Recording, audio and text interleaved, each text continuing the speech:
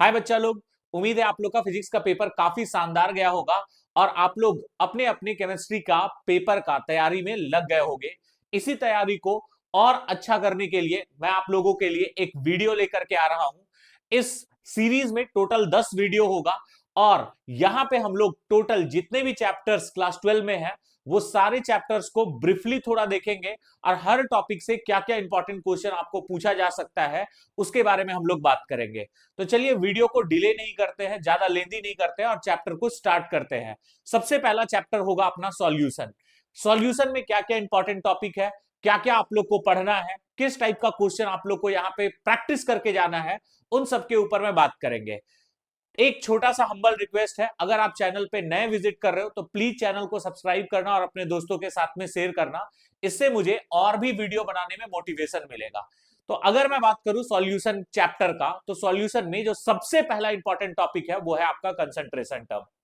अब देखो, concentration term में सारा कंसंट्रेशन टर्म आपके लिए इंपॉर्टेंट नहीं है। कंसंट्रेशन टर्म आप जब पढ़ने के लिए जाओगे तो ये बात याद रखना, आपको मेनली तीन कंसंट्रेशन टर्म के ऊपर में फोकस करना है। और वो तीन कंसंट्रेशन टर्म क्या है? एक कंसंट्रेशन टर्म आपको यहां पे देखना है, वो है मोलैरिटी। एक तो ये देखोगे। दूसरा कंसंट्रेशन टर्म है मोलैलिटी, मोलैलिटी।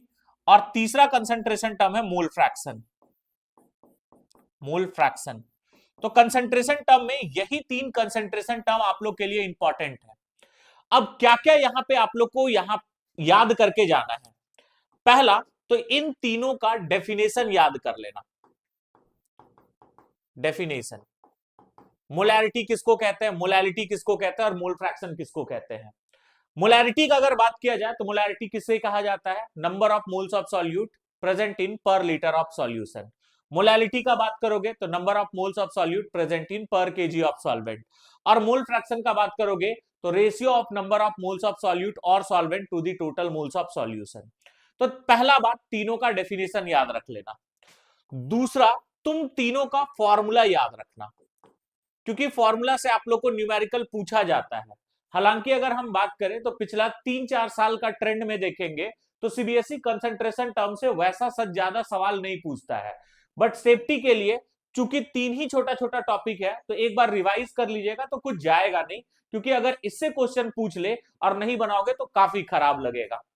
अब देखो, अगर हम फॉर्मूला का बात करें तो जल्दी सा हम तीनों का फॉर्मूला लिख देते हैं यहाँ पे।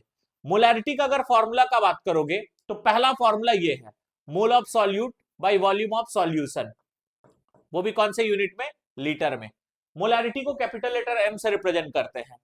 नेक्स्ट अगर फॉर्मूला का बात करोगे तो नेक्स्ट फॉर्मूला ये हो जाएगा, weight of solute by molar mass of solute into volume of solution, वो भी किसमें? लीटर में। और अगर मोलैरिटी का तीसरा फॉर्मूला का बात किया जाए तो weight of solute by molar mass of solute into volume of solution. Litre के जगह ना इसको आप एमएल में कर देना और ऊपर में बस 1000 से मल्टीप्लाई कर देना। तो ये मेरा मोलैरिटी कैलकुलेट करने का थर्ड फॉर्मूला हो जाएगा। ठीक है। अगर हम इसका यूनिट का बात करें तो मोलैरिटी का यूनिट भी याद रखिएगा, इसका यूनिट होता है मोल पर लीटर, या फिर आप बोल सकते हो मोलर, या फिर आप इसको कैपिटल लेटर एम से रिप्रेजेंट कर सकते हो। और क्या बात याद रख लोगे मोलैरिटी में? मोलैरिटी में ये बात याद रखना कि ये वॉल्यूम रिलेटेड होता है और साथ ही साथ ये टेम्परेचर डिपेंडेंट होता है। तो ये कुछ इंपॉर्टेंट बातें हैं जिसको आपको याद रखना है मोलैरिटी के ऊपर में। नेक्स्ट, मोलैलिटी के ऊपर में अगर बात किया जाए तो आप उसका फॉर्मूला तो याद रखोगे ही रखोगे, साथ ही साथ फॉर्मूला, ठीक है, और डेफिनेशन तो याद रखोगे ही रखोगे, साथ ही साथ फॉर्मूला भी याद रखना। पहला फॉर्मूला मोलैलिटी का क्या है? ऊपर में रखेंगे मोल ऑफ सॉल्यूट और नीचे में रखेंगे वेट ऑफ सॉल्वेंट, वो भी कौन सा यूनिट में रखोगे? केजी में रख लोगे। एक तो फॉर्मूला ये याद रख लेना।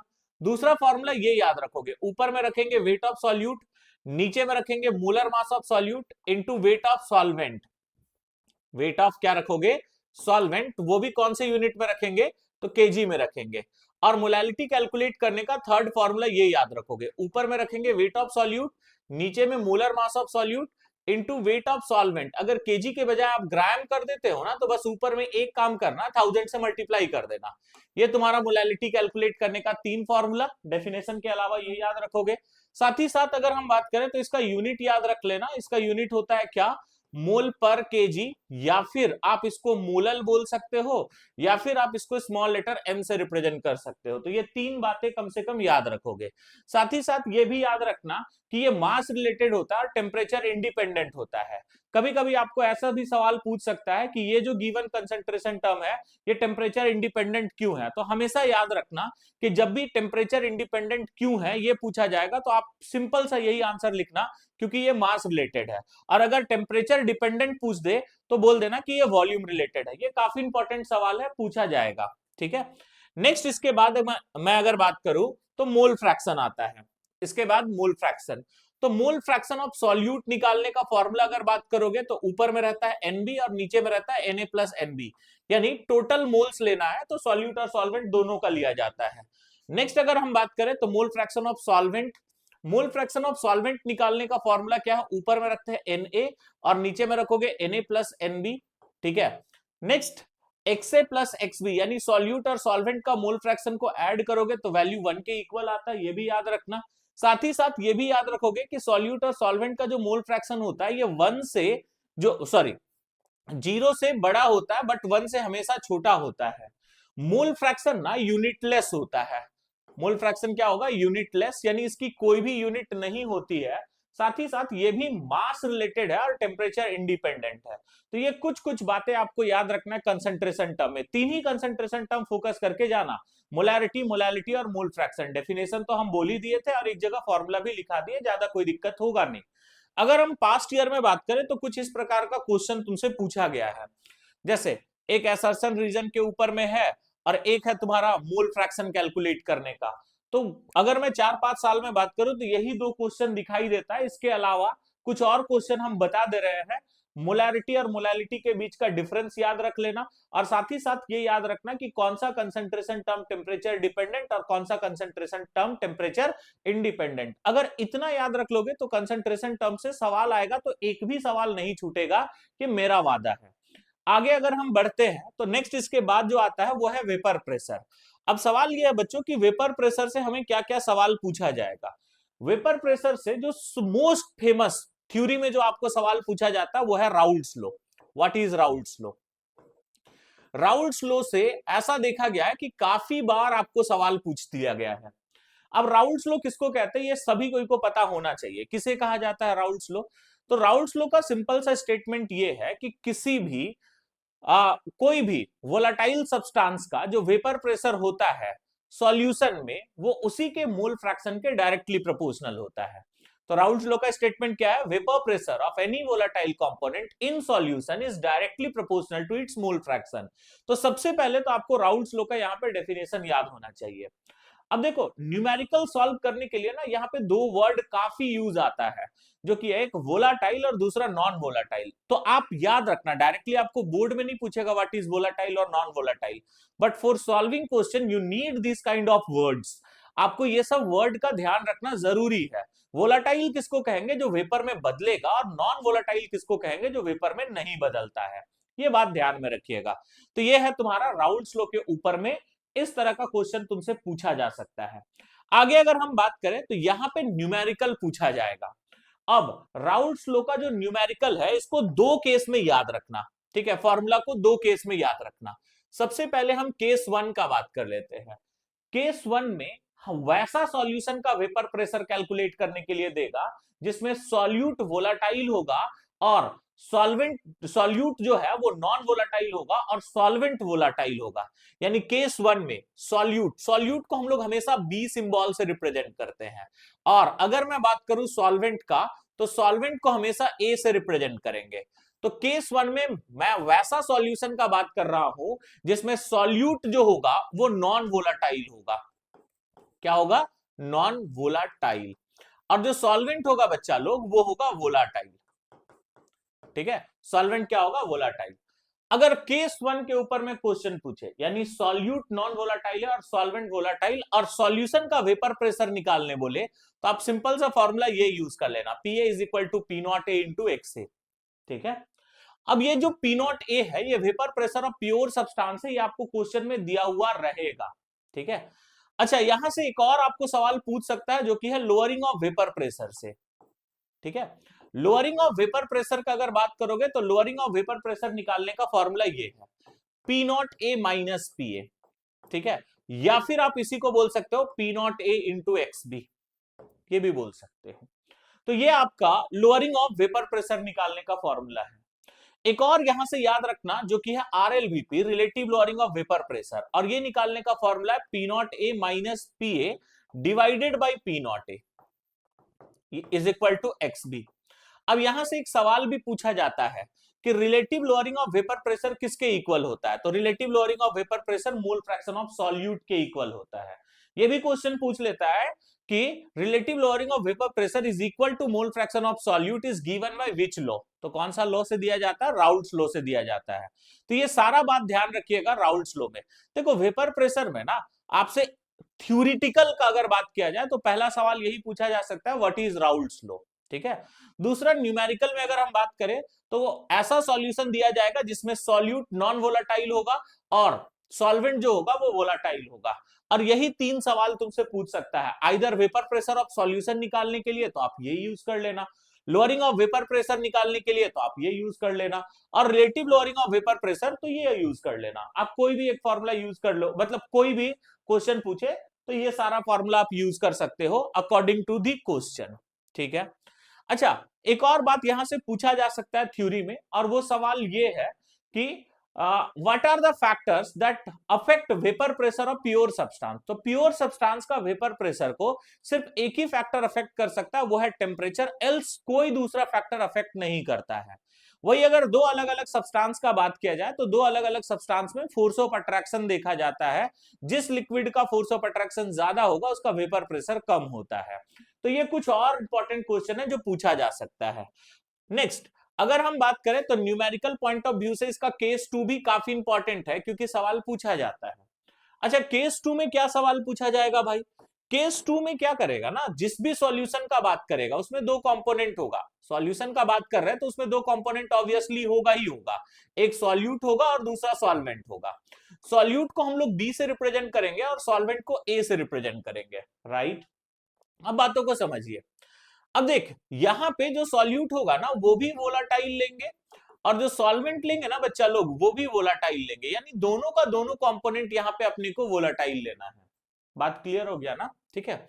अब अगर दोनों वोलाटाइल होगा और वेपर प्रेशर ऑफ सॉल्यूशन निकालना है तो इसके लिए फॉर्मूला ये यूज कर लेता है P naught A into X A plus P naught B into X B, ठीक है। ये तो ये बात याद रखना कि अगर दोनों कंपोनेंट वोलाटाइल है और अगर सॉल्यूशन का वेपर प्रेशर निकालना है तो आप यही फॉर्मूला को यूज करोगे। आपको क्वेश्चन में पी नॉट ए और पी नॉट बी का वैल्यू दिया हुआ रहेगा क्योंकि vapour pressure of pure component आपको हमेशा क्वेश्चन में दिया हुआ रहता है। यहां पे एक और बात ध्यान रखिएगा कि किसी भी वोलाटाइल सॉल्वेंट में नॉन वोलाटाइल सॉल्यूट ऐड करने से वेपर प्रेशर डिक्रीज करता है। तो ये सब कुछ बातें हैं जो आपको राउल्ट्स लॉ या फिर वेपर प्रेशर टॉपिक से क्वेश्चन पूछा जाता है। अब आओ देखो सीबीएसई में कैसा कैसा क्वेश्चन पूछा है। यहाँ पे जितना भी टाइप का हम आप लोग के लिए क्वेश्चन लाया है ना, एक बार कम से कम ये सारा टाइप को ट्राई कर लेना। Once again I am saying that I am not claiming कि यही क्वेश्चन आपका आएगा, बट हम ये जरूर क्लेम कर रहे हैं कि इसी टाइप का क्वेश्चन आएगा। अगर आप इस टाइप का हर क्वेश्चन को प्रैक्टिस करके जाते हो तो आप सॉल्यूशन का एक भी सवाल नहीं छोड़ोगे, ये मेरी गारंटी है। अब ये मत एक्सपेक्ट करके चलना खासकर सीबीएसई बोर्ड एग्जामिनेशन में कि आपको हूबहू वो क्वेश्चन लड़ता हुआ दिखाई देगा सेम टू सेम। कभी कभी हो सकता है क्योंकि सीबीएसई कॉन्स्टेंटली क्वेश्चन को चेंज करते हैं। अब क्वेश्चन को चेंज करेंगे मतलब क्वेश्चन पूछने का तरीका चेंज हो सकता है बट कॉन्सेप्ट तो वही रहेगा। तो जितना कॉन्सेप्ट मैं आपको बता रहा हूं अगर उतना भी बात आपको ध्यान में रह जाए तो आप कोई भी सवाल नहीं छोड़ने वाले हो, ये मेरी गारंटी है। चलो देखो, तो इस टाइप का एक एमसीक्यू पूछा जाता है। देखो हम बोले थे जब दोनों वोलाटाइल होगा तो वेपर प्रेशर निकालने के लिए देगा, तो ये भी तुम्हारा दोनों वोलाटाइल वाला ही है, देख लेना आप लोग सॉल्व कर लेना। नेक्स्ट अगर बात करोगे तो देखो स्टेट राउल्ट्स लॉ, ठीक है।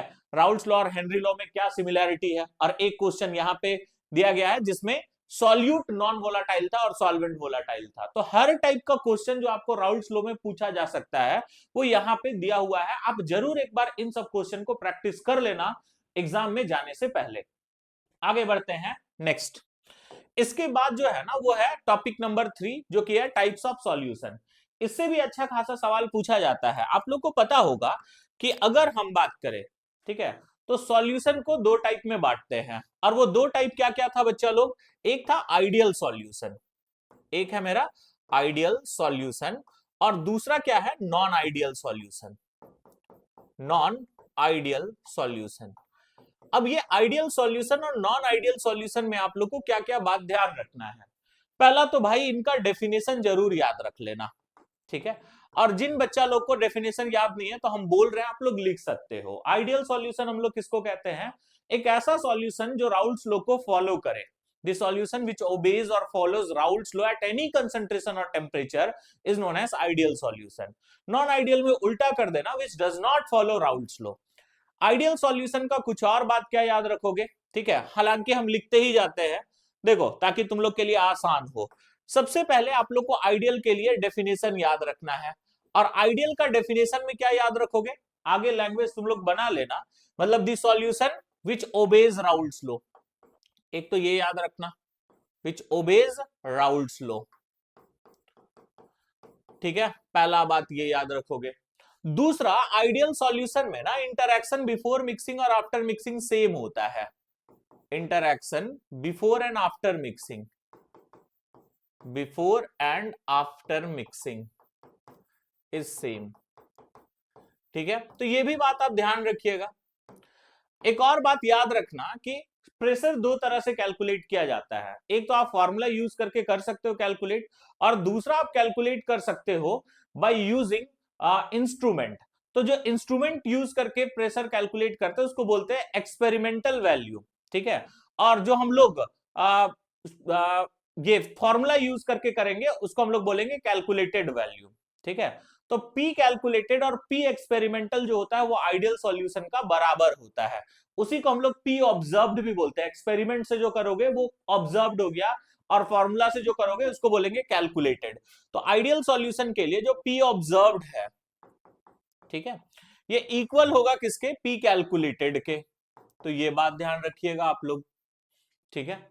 साथ ही साथ यहां पे और क्या क्या बात ध्यान रखना है, ये भी ध्यान रखना कि यहां पे चार चीज का चेंज पूछा जाता है आइडियल के लिए, एक डेल्टा V, एक डेल्टा H, एक पूछा जाता है डेल्टा S, और एक पूछा जाता है डेल्टा G। अब देखो अक्सर बच्चे को इनमें कभी कभी कंफ्यूजन होता है। बाबू किसी भी सॉल्यूशन का अगर बात करोगे ना तो डेल्टा S और डेल्टा G यानी इंट्रोपी चेंज और गिब्स फ्री एनर्जी का चेंज जो है वो कांस्टेंट होता है। इंट्रोपी चेंज आपका हमेशा ग्रेटर देन 0 आएगा, और गिब्स फ्री एनर्जी का चेंज हमेशा लेस देन 0। आइदर आप इसको बोल सकते हो इंट्रोपी चेंज पॉजिटिव आएगा और ये हमेशा नेगेटिव आता है, इस बात को आपको ध्यान में रखना है। आगे अगर बात करें आइडियल के लिए डेल्टा V का वैल्यू 0 होता है और डेल्टा H का वैल्यू भी 0 होता है, ये बात ध्यान रखिएगा। अब अच्छा, आइडियल सॉल्यूशन के लिए अगर आपको ग्राफ पूछा जाए ना तो ग्राफ इसका कुछ ऐसे बनता है। हम लोग एक्स एक्सिस में मोल फ्रैक्शन रखते हैं, और मोल फ्रैक्शन किसका किसका रखते हैं? तो दोनों कंपोनेंट का रखते हैं, सॉल्यूट का भी रखते हैं और सॉल्वेंट का भी रखते हैं, ठीक है। अब यहां पे दो ग्राफ बनेगा, एक 0 1 ले लो और यहाँ पे 1 0 हो जाएगा, क्योंकि सॉल्यूट और सॉल्वेंट का मोल फ्रैक्शन को ऐड करेंगे तो किसके इक्वल होता है? 1 के इक्वल, इसीलिए 1 0। तो आइडियल सॉल्यूशन के लिए जो ग्राफ ड्रॉ होता है वो ऐसे होगा। ये वाला ग्राफ किसके किसके बीच का है? तो पीबी वर्सेस पीए वर्सेस एक्सए, पीए और एक्सए का है। ये ग्राफ होगा पीबी वर्सेस एक्सबी का, ठीक है। और ये ग्राफ जो है वो वेपर प्रेशर ऑफ सॉल्यूशन का है। इसके अलावा कुछ एग्जांपल याद रख लेना, जैसे बेंजीन और टॉलिन जो हो गया, इनका मिक्सचर आइडियल सॉल्यूशन बनाता है। हेक्सेन और हेप्टेन जो हो गया, इनका मिक्सचर आइडियल सॉल्यूशन बनाता है। तो ये सब बात ध्यान रखना आइडियल सॉल्यूशन के लिए। क्या क्या? ये सारा डेफिनेशन, ये कुछ इंपॉर्टेंट पॉइंट, ग्राफ, इसके अलावा एग्जाम्पल।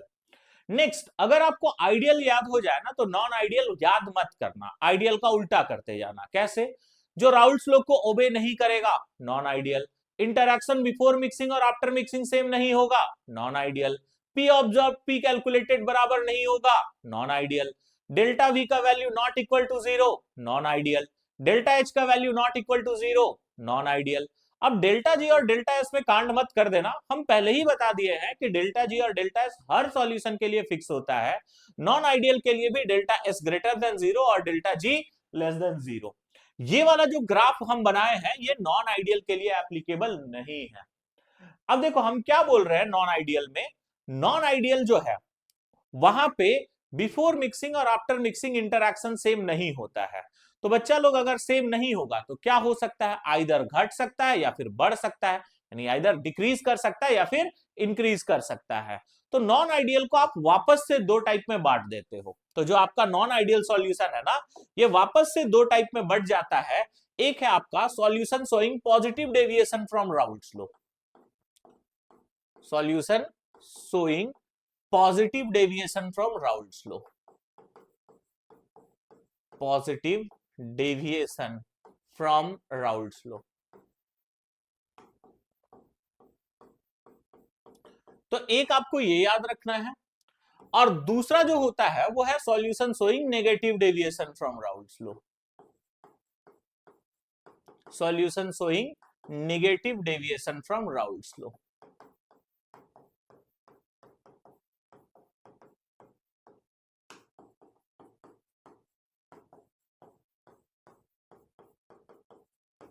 ठीक है, तो ये दो होता है नॉन आइडियल का टाइप। अब पॉजिटिव डेविएशन में क्या होगा, पॉजिटिव डेविएशन में वेपर प्रेशर बढ़ जाता है। पॉजिटिव नाम से ही पता चल रहा है, वेपर प्रेशर क्या करेगा, इंक्रीज करेगा। तो कौन सा सॉल्यूशन पॉजिटिव डेविएशन शो करेगा, तो जिसमें मिक्स करने के बाद में इंटरेक्शन घट जाएगा और वेपर प्रेशर बढ़ जाएगा। हम वापस से क्या बोले, पॉजिटिव डेविएशन में क्या होगा, जो इंटरेक्शन है, इंटरेक्शन आफ्टर मिक्सिंग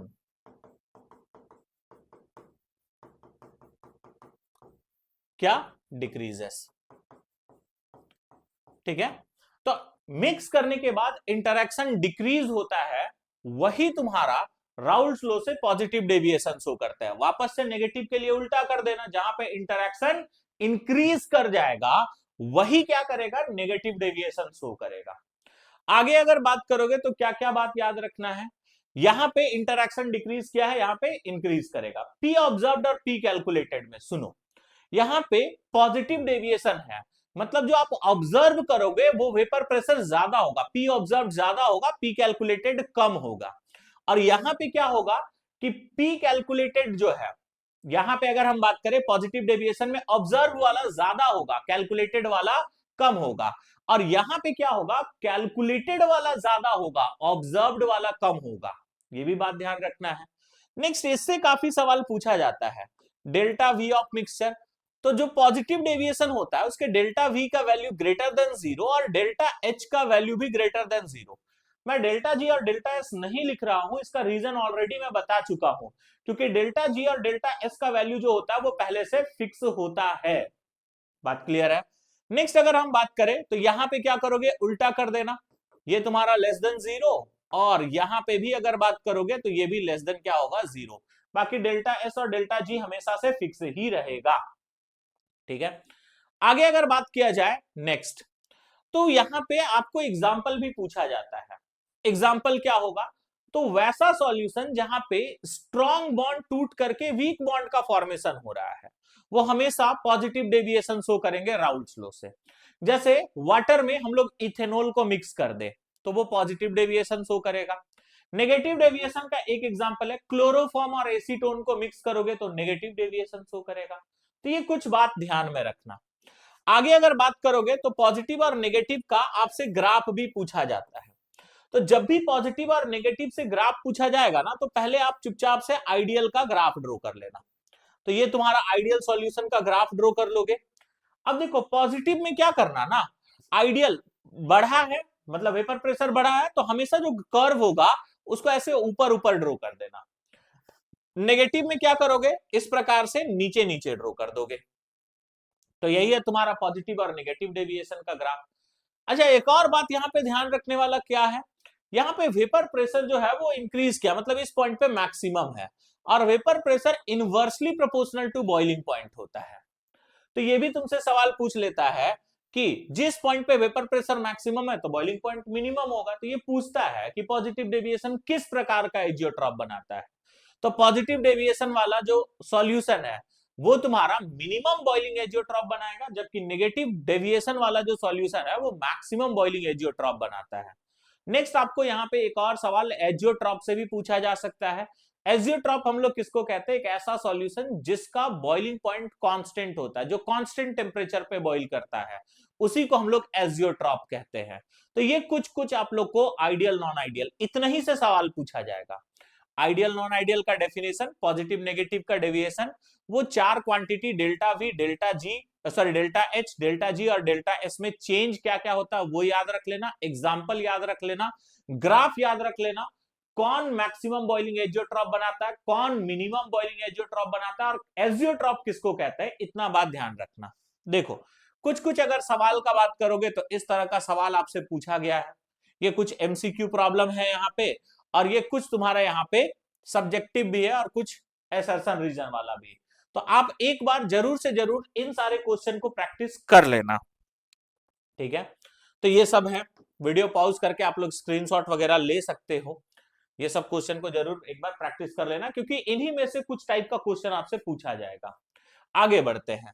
इसके बाद जो नेक्स्ट इंपॉर्टेंट टॉपिक है वो है कॉलिगेटिव प्रॉपर्टी। पहला बात, कॉलिगेटिव प्रॉपर्टी किसको कहते हैं, डेफिनेशन याद रख लेना। किसे कहा जाता है? यानी एक ऐसा प्रॉपर्टी जो सॉल्यूट के नंबर पे डिपेंड करता है, नेचर पे डिपेंड नहीं करता है। The property of solution which only and only depends upon number of solute particle and is independent of nature of solute particle is known as colligative property. तो एक बात तो आपको ये ध्यान रखना है बच्चा लोग। दूसरा, आपको टाइप्स ऑफ कॉलिगेटिव प्रॉपर्टी याद रखना है। कॉलिगेटिव प्रॉपर्टी चार है, और वो चार प्रॉपर्टी कौन कौन सा है? एक है relative lowering of vapour pressure, मैं शॉर्ट फॉर्म में लिखा हूं, उसी को आरएलवीपी बोला जाता है। दूसरा है आपका एक elevation in boiling point, elevation in boiling point. तीसरा है depression in freezing point, depression in freezing point. और चौथा है आपका ऑस्मोटिक प्रेशर, ऑस्मोटिक प्रेशर। तो ये सारा कॉलिगेटिव प्रॉपर्टी है। अब सबसे ज्यादा जो आपको सवाल पूछा जाता है ना, वो ये दो कॉलिगेटिव प्रॉपर्टी से पूछा जाता है, एलिवेशन इन बॉइलिंग पॉइंट और डिप्रेशन इन फ्रीजिंग पॉइंट। काफी बार सवाल पूछा जाता है, मतलब हर बार बोर्ड में इससे सवाल पूछता ही पूछता है, ठीक है। देखो एलिवेशन इन बॉइलिंग पॉइंट और डिप्रेशन इन फ्रीजिंग पॉइंट में क्या क्या याद रखना है। तो सबसे पहले हम एलिवेशन का बात कर लेते हैं। अगर हम एलिवेशन इन बॉइलिंग पॉइंट पे बात करें ना, तो आपको क्या क्या सवाल पूछा जा सकता है। पहला सवाल आपसे पूछा जा सकता है मोलर मास ऑफ सॉल्यूट निकालने का, ठीक है, या फिर वेट ऑफ सॉल्यूट निकालने का पूछा जा सकता है, या तो एलिवेशन इन बॉइलिंग पॉइंट जिसको डेल्टा टीबी कहते हैं ये निकालने के लिए पूछा जा सकता है, या टीबी कैलकुलेट करने के लिए पूछा जा सकता है, यानी बॉइलिंग पॉइंट ऑफ सॉल्यूशन। अब सबका फॉर्मूला याद रख लेना। डेल्टा टीबी निकालने का एक फॉर्मूला ये है, TB minus T naught B. But ये फॉर्मूला ना आप कभी नहीं यूज करोगे। डेल्टा टीबी जब निकालने के लिए देगा तो इस फॉर्मूला से आप कभी यूज ही नहीं कर पाओगे। इस फॉर्मूला से आप टीबी निकाल सकते हो। टीबी निकालने का फॉर्मूला होता है delta TB plus T naught B. T naught B boiling point of pure solvent को बोलते हैं। और एक फॉर्मूला है delta TB is equal to KB into M. यही फॉर्मूला से आप ज्यादातर एलिवेशन इन बॉइलिंग पॉइंट भी निकालोगे। आपको मोलर मास या वेट निकालने बोलेगा सॉल्यूट का, तब भी यही फॉर्मूला यूज करोगे। आप कहोगे कैसे निकालेंगे सर, तो बाबू यहाँ पे स्मॉल एम मोलालिटी को बता रहा है, और मोलालिटी निकालने का फॉर्मूला हम आपसे डिस्कस कर चुके हैं। Weight of solute by molar mass of solute into 1000 by molar mass of sorry weight of solvent.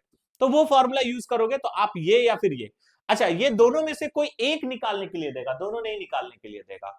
उस केस में या तो आपको टीबी दिया हुआ रहेगा या फिर डेल्टा टीबी दिया हुआ रहेगा। अगर टीबी दिया हुआ रहेगा तो इस फॉर्मूला से डेल्टा टीबी आप निकाल लेना। अब देखो अगर सॉल्यूट पार्टिकल एसोसिएट या डिसोसिएट करेगा ना, तब एलिवेशन इन बॉइलिंग पॉइंट निकालने का ये फॉर्मूला आपको यूज करना पड़ेगा, delta TB is equal to I KB into M. आप यहां पे केबी का वैल्यू भी याद रखना, सिर्फ वाटर के लिए, सेफ्टी के लिए, हालांकि दे देता है। वाटर का जो केबी का वैल्यू होता है वो 0.52 केल्विन केजी पर मोल और डिग्री सेल्सियस केजी पर मोल, ये बात ध्यान रखिएगा। अब एक और बात, इसका डेफिनेशन भी याद रख करके चलना। इतना बात याद रखोगे, elevation in boiling point, delta TB elevation in boiling point को बता रहा है, TB boiling point of solution को बता रहा है, टी नॉट भी boiling point of pure solvent को बता रहा है। इसके बाद अगर हम बात करें तो नेक्स्ट जो आपसे सवाल पूछा जाएगा वो है डिप्रेशन इन फ्रीजिंग पॉइंट से, ठीक है।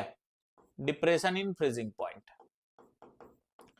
अब देख बच्चा लोग, डिप्रेशन इन फ्रीजिंग पॉइंट से अगर सवाल पूछा जाएगा तो वही जो सवाल आपको हम वहां पे बताए थे वही सब, वेट, मोलर मास या फिर डेल्टा टीएफ यानी depression in freezing point of solution, यही। इसके अलावा एक और सवाल पूछा जाता है, वो भी हम बता रहे हैं आप लोग को। अब सब फॉर्मूला याद रख लेना। डेल्टा टीएफ निकालने का एक फॉर्मूला तो ये होगा T not F minus TF. TF निकालने का फॉर्मूला होता है तुम्हारा T not F minus delta TF. ठीक है, एक ये फॉर्मूला हो जाएगा, याद रखना। एक याद रखना डेल्टा टीएफ निकालने का आई के एफ इंटू एम, पहले के एफ इंटू एम वाला याद रखो, के एफ इंटू एम। और एक याद रखना ये delta TF is equal to I K F into M. देखिए ये फॉर्मूला ना हर बार यूज नहीं होता, ये फॉर्मूला तभी यूज होगा जब सब्सटेंस इलेक्ट्रोलाइट होगा, यानी एसोसिएट या डिसोसिएट करेगा। ठीक है, अब डिसोसिएट वाला तो इलेक्ट्रोलाइट, कोई भी इलेक्ट्रोलाइट हुआ तो वो डिसोसिएट करेगा, एसोसिएशन के बारे में क्वेश्चन में दिया हुआ रहता है। आई कैसे निकालते हैं, आई वांट ऑफ फैक्टर को रिप्रेजेंट कर रहा है, वो अभी हम आगे तुम लोग को सिखा देंगे। ठीक है, तो ये तीन इंपॉर्टेंट फॉर्मूला है। इसके अलावा केफ जो है इसको मोलर डिप्रेशन कांस्टेंट कहते हैं, इसका डेफिनेशन भी याद रखना। और सेफ्टी के लिए केएफ ऑफ वाटर याद रखना, जो कि होता है 1.86 केल्विन केजी पर मोल। ये सारा बात आप लोग ध्यान रखोगे, इससे सवाल आप लोग को पूछा जाता है। आगे कभी कभी ना आपसे ये भी पूछता है आई का वैल्यू या फिर अल्फा निकालने के लिए बोलता है। तो जब भी तुमको डिग्री ऑफ डिसोसिएशन या डिग्री ऑफ एसोसिएशन निकालने के लिए बोले ना और बॉइलिंग पॉइंट वगैरह दिया है, तो तुम सबसे पहले आई कैलकुलेट कर लेना और उसके बाद आप ये फॉर्मूला सबको यूज कर सकते हो। अच्छा, नेक्स्ट ऑस्मोटिक प्रेशर का अगर बात करोगे तो ऑस्मोटिक प्रेशर में आप ऑस्मोसिस किसको कहते हैं ये याद रख लेना। सेमी परमिएबल मेम्ब्रेन, ऑस्मोसिस किसको कहते हैं, movement of solvent particle from lower concentrated, याद रखना लोअर कंसंट्रेटेड से हायर कंसंट्रेटेड के तरफ, उसी को हम लोग बोलते हैं ऑस्मोसिस। सेमी परमिएबल मेम्ब्रेन यानी जिसके थ्रू सिर्फ सॉल्वेंट पार्टिकल का मूवमेंट होता है, ये भी आपसे पूछा जाएगा। आगे अगर ऑस्मोटिक प्रेशर का डेफिनेशन याद रख लेना कि extra pressure developed on higher concentrated solution side due to the phenomena of osmosis is known as osmotic pressure. Reverse osmosis किसको कहते हैं ये याद रख लेना। और एक सवाल यहां पे पूछा जाता है एमसीक्यू में कि किसी भी पॉलीमर का मोलर मास को निकालने के लिए हम लोग कौन सा कोलिगेटिव प्रॉपर्टी का यूज करते हैं, तो ऑस्मोटिक प्रेशर का यूज किया जाता है, ये ध्यान रखिएगा। ऑस्मोटिक प्रेशर कैलकुलेट करने का फॉर्मूला होता है सीआरटी, जहां पे सी कंसंट्रेशन यानी मोलैरिटी को रिप्रेजेंट कर रहा है, आर कांस्टेंट है universal gas constant, T temperature को रिप्रेजेंट कर रहा है जो कि हमेशा केल्विन में होता है, या फिर pi is equal to ICRT. तो ये दो इंपॉर्टेंट फॉर्मूला है यहाँ पे, इसको याद रखिएगा और जो हम डेफिनेशन बोले वो सब याद रख लेना। ठीक है, अब इसके बाद जो है वो वांट ऑफ फैक्टर को भी इसी से मिला करके पूछता है। देख वांट ऑफ फैक्टर किसको कहते हैं ये बात याद रखना, इसको आई से रिप्रेजेंट करते हैं और ये फैक्टर तभी यूज होगा जब सॉल्यूट पार्टिकल या तो एसोसिएट या फिर डिसोसिएट करता है। और वांट ऑफ फैक्टर यानी आई निकालने का फॉर्मूला ये होता है 1 plus N minus 1 into alpha. ये फॉर्मूला तब यूज करोगे जब डिसोसिएशन होगा, एन मतलब number of ions after dissociation. जैसे NaCl का अगर बात करोगे तो ये डिसोसिएट कैसे करेगा, Na plus plus Cl minus में, ठीक है ना। तो यहाँ पे n का वैल्यू हो जाएगा 2, तो ऐसे करके n का वैल्यू निकाला जाता है। एक और बात यहाँ पे याद रखना कि डिसोसिएशन जब भी होगा तो वांट ऑफ फैक्टर का वैल्यू 1 से बड़ा होता है। ठीक है, और अल्फा डिग्री ऑफ डिसोसिएशन को बता रहा है। अगर अल्फा का वैल्यू जो है वो 100% हो जाए, ये क्वेश्चन में दिया हुआ रहेगा, और अगर कुछ नहीं दिया है तब भी 100 मानना है, तो आई का वैल्यू डायरेक्टली एन के बराबर हो जाता है। ये बात ध्यान रखना। ये सारा खेल कब होगा, जब डिसोसिएशन होगा। ठीक है, नेक्स्ट अगर हम बात करें तो इसके बाद आपको एसोसिएशन के बारे में भी थोड़ा बहुत जानकारी होना चाहिए। एसोसिएशन के केस में फॉर्मूला है I is equal to 1 plus 1 by N minus 1 into alpha, ये फॉर्मूला। n यहाँ पे नंबर ऑफ पार्टिकल एसोसिएटेड, जैसे डाइमराइजेशन होगा तो n का वैल्यू 2 डाइमराइजेशन में। ठीक है, अगर ट्राइमराइजेशन हुआ तो n का वैल्यू 3, टेट्रा में n का वैल्यू 4, ऐसे करके लोगे। जब एसोसिएशन होता है तो उस केस में i का वैल्यू हमेशा लेस देन 1 हो जाएगा, ये भी बात ध्यान रखिएगा। नेक्स्ट, जब एसोसिएशन डिसोसिएशन कुछ नहीं होगा तो i का वैल्यू 1 के बराबर होता है। तो ये सब कुछ इंपॉर्टेंट सवाल जो आपको वांट ऑफ फैक्टर से पूछा जाएगा। आगे अगर बात करोगे तो ये सब कुछ इंपॉर्टेंट सवाल आपको देखा जा रहा है। देखो एमसीक्यू में ना इस टाइप का सवाल पूछा जाता है। देखो या तो 4 ऑप्शन देकर के बोलेगा कि किसका फ्रीजिंग पॉइंट ज्यादा है, किसका बॉइलिंग पॉइंट ज्यादा है, तो ऐसा सवाल पूछा जाता है, प्रैक्टिस कर लेना भाई, ठीक है।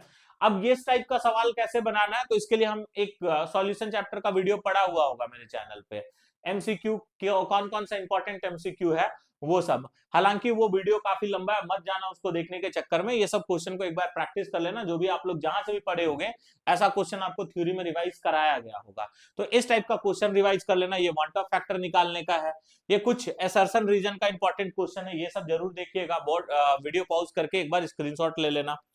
आगे अगर हम बात करें तो ये सब कुछ कुछ इंपॉर्टेंट तुम्हारा न्यूमेरिकल है, तो जितना टाइप का न्यूमेरिकल आपसे पूछा जा सकता था उस टाइप का एक एक न्यूमेरिकल उठा करके डाल दिया। कुछ इंपॉर्टेंट डेफिनेशंस वगैरह है, ये सब का डेफिनेशन वगैरह याद कर लेना। इसके अलावा लास्ट टॉपिक जो यहाँ पे आता है, अच्छा ये भी तुम्हारा एक न्यूमेरिकल है, इस टाइप का भी पूछा जा सकता है, ठीक है। इसके अलावा लास्ट टॉपिक जो आता है वो है हेनरीज लॉ। हेनरी लॉ जो है वो कंप्लीटली सॉल्युबिलिटी ऑफ गैस के ऊपर में डिपेंड करता है, सॉरी सॉल्युबिलिटी ऑफ गैस का बताता है, ठीक है। तो पहला बात तो यहाँ पे ये याद रखोगे कि what are the factors that affect solubility of gas, तो टेम्परेचर हो गया, प्रेशर हो गया, टेम्परेचर के इनवर्सली प्रोपोर्शनल होता है, प्रेशर के डायरेक्टली प्रोपोर्शनल होता है। हेनरी लॉ किसको कहते हैं, ये जरूर स्टेटमेंट याद रखना भाई, ठीक है। नेक्स्ट आप ये जरूर याद रख लोगे कि हेनरी लॉ किसको कहते हैं। हेनरी लॉ क्या होता है कि किसी भी गिवन गैस का जो सॉल्युबिलिटी होता है वो पार्शियल प्रेशर के डायरेक्टली प्रोपोर्शनल होता है, और एक इक्वेशन ऐसे बनाया जाता है, pressure of gas directly proportional to solubility. देखो मोल फ्रैक्शन ऑफ गैस को ही यहाँ पे सॉल्युबिलिटी कहा जाता है। फिर यहां से हम लोग बात करते हैं तो एक कांस्टेंट दिया जाता है जिसको हेनरी कांस्टेंट कहते हैं। यहां से तुम ये भी देख सकते हो कि सॉल्युबिलिटी और केज के बीच में, केज जो होता है वो इनवर्सली प्रोपोर्शनल टू सॉल्युबिलिटी होता है। एक सवाल ये भी पूछता है केज का वैल्यू जितना ज्यादा होगा सॉल्युबिलिटी उतना ही कम होगा, यानी अगर आपको केज का वैल्यू पता है और सॉल्युबिलिटी पूछा गया तो जिस गैस का केज सबसे कम होगा उसका सॉल्युबिलिटी सबसे ज्यादा होगा। तो क्या क्या factors affecting solubility, Henry's law का डेफिनेशन। इसके अलावा ना यहाँ पे बहुत सारा सवाल पूछा जाता है हेनरी लॉ का एप्लीकेशन से। देखो हेनरी लॉ का एप्लीकेशन कहाँ कहाँ पे, स्कूबा डाइवर्स हेनरी लॉ का एप्लीकेशन पे ही बेस्ट होता है। नेक्स्ट अगर बात करोगे माउंटेन एरिया में जो पर्सन्स होते हैं उनके ब्लड में ऑक्सीजन का कंसंट्रेशन कम हो जाता है, हेनरी लॉ का एप्लीकेशन है, ठीक है। एक्वेटिक स्पीसीज ज्यादा कंफर्टेबल होते हैं कोल्ड वाटर में, हेनरी लॉ का एप्लीकेशन है। तो इन सब से ना गिव रीजन वाला सवाल काफी पूछा जाता है। जैसे ये सब कुछ इंपॉर्टेंट क्वेश्चन है आपका हेनरीज लॉ के ऊपर में, एक बार वीडियो पॉज करके आप लोग स्क्रीनशॉट लेकर के इस टाइप का क्वेश्चन को प्रैक्टिस कर लीजिएगा। ये भी तुम्हारा कुछ इंपॉर्टेंट क्वेश्चन है, कुछ थ्योरेटिकल है और कुछ न्यूमेरिकल वाला भी क्वेश्चन है, ये देख लीजिएगा। तो ये सब कुछ कुछ जो है वो इंपॉर्टेंट क्वेश्चन है आपका हेनरीज लॉ के ऊपर में। तो अगर हम बात करें तो सॉल्यूशन में यही आपका इंपॉर्टेंट टॉपिक है।